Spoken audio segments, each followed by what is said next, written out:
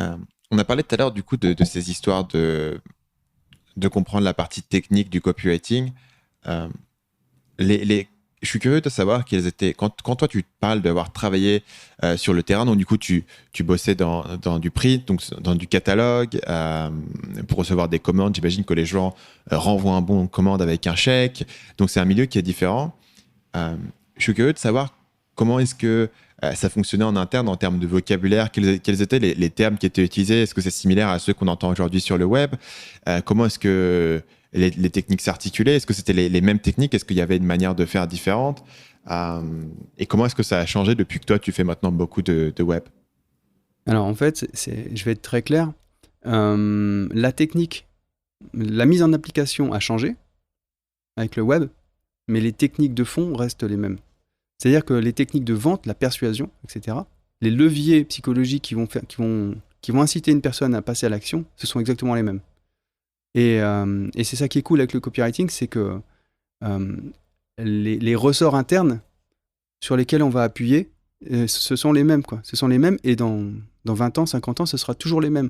Les techniques vont évoluer, peut-être dans 50 ans, on aura des hologrammes, on aura des choses comme ça qui viendront enrichir un peu l'expérience utilisateur, mais les leviers seront les mêmes. Donc, pour le vocabulaire qu'on utilisait nous en agence, il y avait des termes un peu de jargon, alors tous américains, hein, c'est parce que le copywriting c'est américain, comme tu le sais, à la base.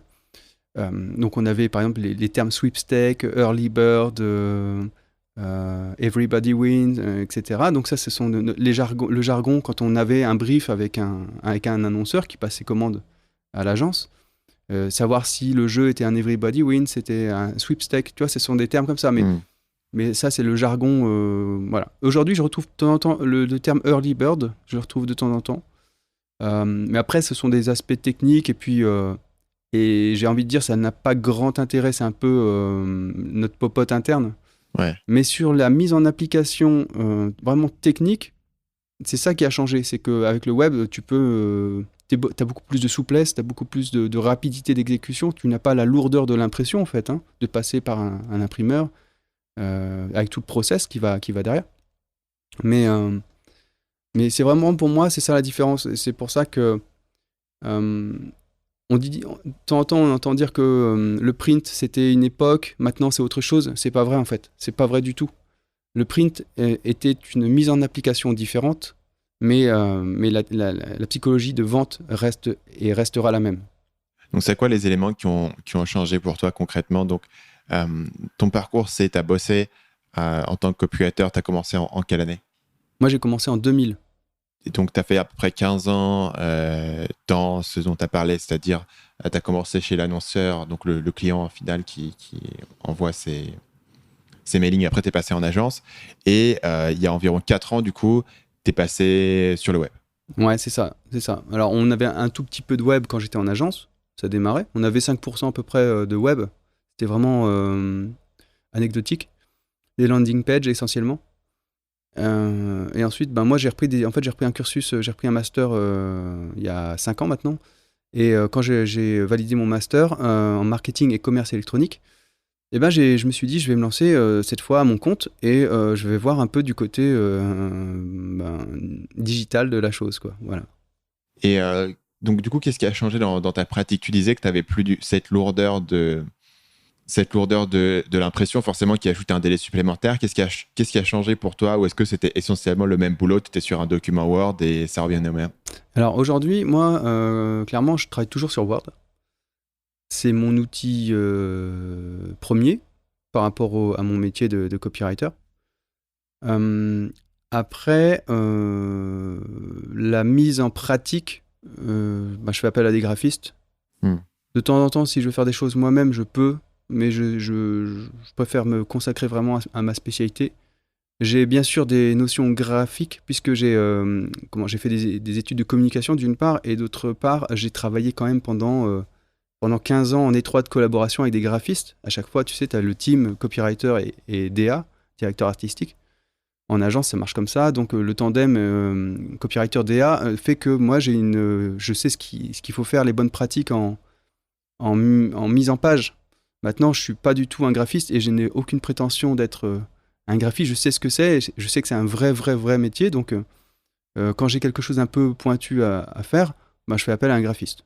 Mais du coup, ton quotidien n'a pas tant changé que ça dans la manière dont tu pratiques le métier. Il y a le côté où tu es passé indépendant, j'imagine que ça change un petit peu la donne en termes des conversations de vente et de la prospection, etc., qui doivent peut-être s'ajouter, mais sinon, ça n'a pas tant changé que ça pour toi entre écrire un catalogue et écrire une page de vente.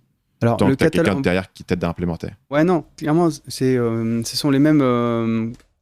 Si je me mets à écrire parce que comme tu l'as dit, la vie d'un entrepreneur, c'est pas la vie d'un salarié en copywriting. Il y a tout l'aspect prospection, vente, etc. Mais quand je me réserve des plages de haut rendement, où je dois vraiment là me concentrer sur une page de vente, ça ressemble très fortement à ce que je faisais en agence, où j'avais dans mon planning, j'étais consacré sur des documents pendant 4 jours où je faisais que ça. Donc, quand tu fais que ça pendant 4 jours, ça veut dire quoi? Ça veut dire que pendant vraiment 4 jours, tu n'as aucun rendez-vous, aucun truc, et t'écris pendant combien d'heures par jour? C'était des journées de 8 heures. Sur 8 heures, ouais, ça devait être,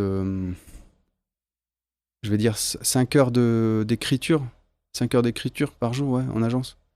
Et après, bon, tu avais tout ce qui était brainstorming, réunion de créa, où là, bah, tu échanges, là, tu partages avec les autres collaborateurs, quoi. Et aujourd'hui, tu as toujours cet aspect brainstorming, collaboration sur tes pages?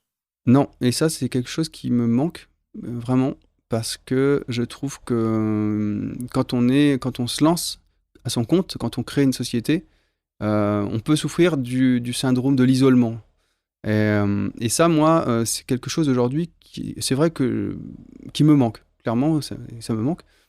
Bon, là, il y avait 2 personnes qui m'avaient rejoint dans la société en contrat pro et qui ont fini maintenant leur mission. Donc, c'est vrai que de pouvoir s'entourer de personnes, ça te challenge. Toi-même, tu t'aperçois qu'en échangeant, il y a des choses qui vont sortir de ta bouche. Tu vas te dire, non, c'est une grosse connerie en fait. Mais si tu ne l'as pas dite, tu vas pas t'apercevoir que c'est une connerie. Donc, c'est bien de pouvoir échanger avec d'autres personnes. Voilà, donc ça, c'est quelque chose c'est un gros changement par rapport à la vie d'agence. Salut, c'est Stan, j'espère que vous avez apprécié cet extrait du podcast Marketing Mania. Bien sûr, vous pouvez retrouver l'ensemble des épisodes du podcast, y compris les instructions sur comment vous abonner sur l'application Apple Podcast ou sur votre téléphone Android en vous rendant sur mon site à l'adresse marketingmania.fr/podcast. Je vous ai mis le lien dans la description de cette vidéo.